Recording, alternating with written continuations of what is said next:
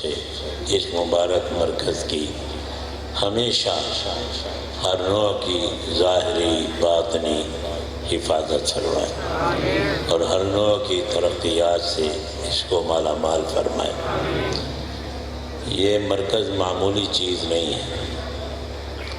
دیکھیے اللہ تعالیٰ جو خالق و مالک ہیں، اس کے نزدیک دنیا کی کوئی قدر اور اہمیت نہیں ہے۔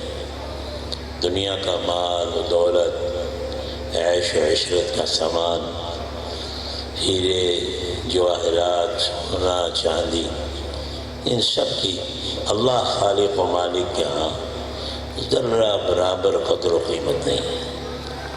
اللہ کے سچے نبی حضرت محمد صلی اللہ علیہ وسلم فرماتے ہیں، لو کانت الدنیا تساوی عند اللہ جناح بعوضہ لما سقا کافرا منہا جرعۃ ماء، کہ اگر یہ ساری کی ساری دنیا سب مل کر اللہ کے ہاں اس کی قدر و قیمت اگر ایک مچھر کے پر کے برابر بھی ہوتی، ایک مچھر کے پر کے برابر بھی اگر ہوتی، تو اللہ تعالیٰ اپنے کسی دشمن کافر کو ایک گھونٹ پانی کا نہ دیتے۔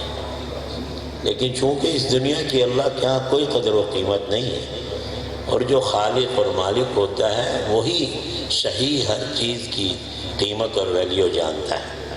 یہ اللہ فرما رہے ہیں اپنے نبی صلی اللہ علیہ وسلم کی زبان پہ۔ اس لیے اللہ تعالیٰ یہ دنیا مال و دولت، سونا چاندی ہر ایک کو دیتے ہیں، اپنے دشمنوں کو بھی دیتے ہیں اور اپنے اولیاء کو بھی دیتے ہیں۔ یہود و نصارہ، ہندو، قادیانی سب کو دیتے ہیں، اور صالحین، اولیاء، متقین، عارفین، مفسرین، محدثین، فقہاء سب کو دیتے ہیں۔ اس لیے اس کی کوئی اہمیت نہیں ہے۔ اللہ کے ہاں اہمیت دین کی ہے۔ دین اللہ کی سب سے بڑی نعمت ہے۔ دین اسلام اللہ تعالیٰ کا مقبول پسندیدہ دین ہے، اور یہ دین کامل مکمل ہے۔ اللہ فرماتے ہیں، الیوم اکملت لکم دینکم واتممت علیکم نعمتی ورضیت لکم الاسلام دینا، کہ آج میں نے یہ دین اسلام تمہارے لیے مکمل کر دیا۔ اور یہ آخری آیت ہے جو حضور صلی اللہ علیہ وسلم انتقال کے کچھ مدت پہلے اتری۔ مفسرین فرماتے ہیں اس کے بعد کوئی احکام دینیہ نہیں اترے، تو اللہ فرماتے ہیں آج میں نے تمہارا دین تمہارے لیے مکمل کر دیا، جس کی بنا پر اتممت علیکم نعمتی، اپنی نعمت بھی تم پہ اب پوری کر دی۔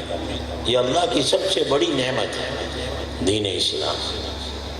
پھر فرمایا وَرَضِيتُ لَكُمُ الْإِسْلَامَ دِينًا، میں نے دین اسلام کو تمہارے لیے پسند کر دیا۔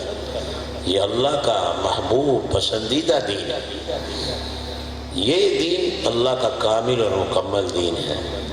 چونکہ کامل مکمل ہے، اسی لیے اس کے مختلف شعبے ہیں، جیسے علم دین کا شعبہ ہے، تزکیہ نفس، اصلاح قلب، خانقاہی سلسلے کا شعبہ ہے، اسی طرح دعوت و تبلیغ، اصلاح عوام کا شعبہ ہے، اسی طرح اسلامی سیاست، ملکوں کو چلانا کتاب و سنت کی روشنی میں، یہ بھی شعبہ ہے۔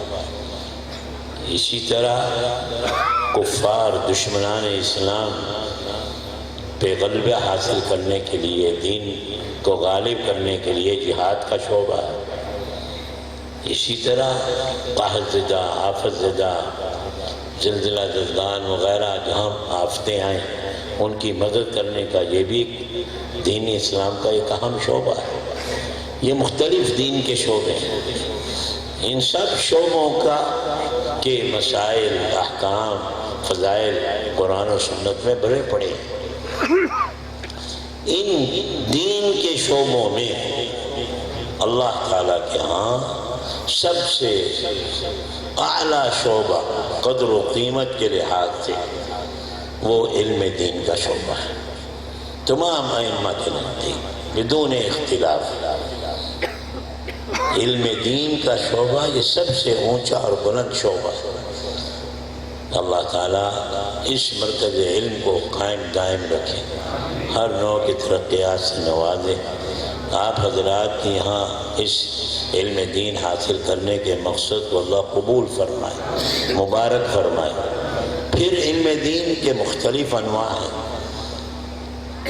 احادیث میں آتا ہے